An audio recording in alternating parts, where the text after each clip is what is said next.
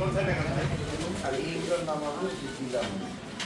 ওনাদের দুজনের নাম বলছিল।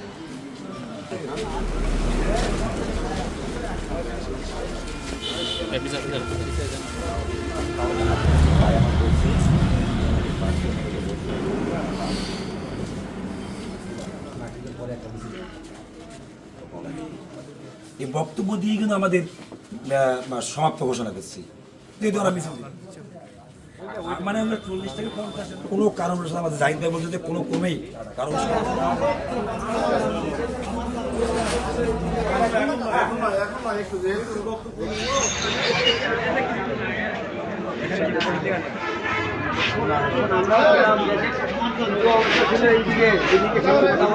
না সরেন তো।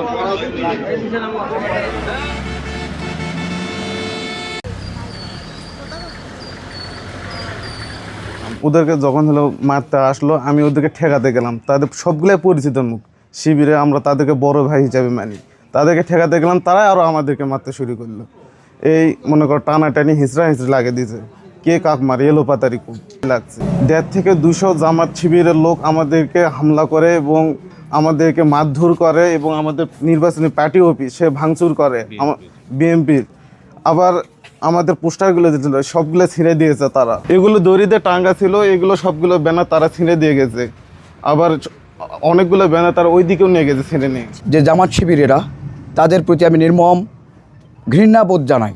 যাদের মতো এই নিকৃষ্ট মন মানসিকতা থেকে তারা যে হামলা চালাইছে, প্রশাসনের কাছে আমি সুদৃষ্টি কামনা করি এবং এর যথাযথ উপযুক্ত শাস্তি কামনা করি।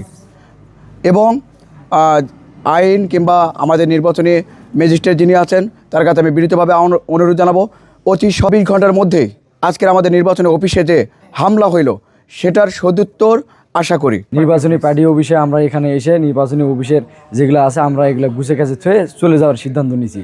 তো তখন আমরা আমাদের নির্বাচনী থিম সং একটু ধীরে ধীরে সাউন্ড দিয়ে বাজাচ্ছিলাম।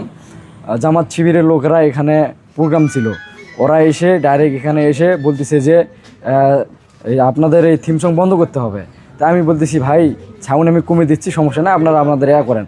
এই বলে ওরা আর কিছু না শুনে আমাদেরকে চারদিক দিয়ে হামলা করে।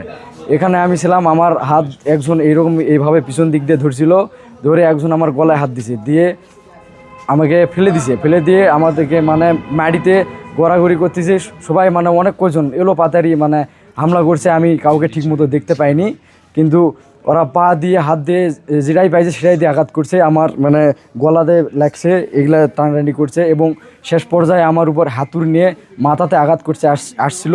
তখন আমাদের দলীয় কর্মী নেতারা এসে বাধা দিয়েছে।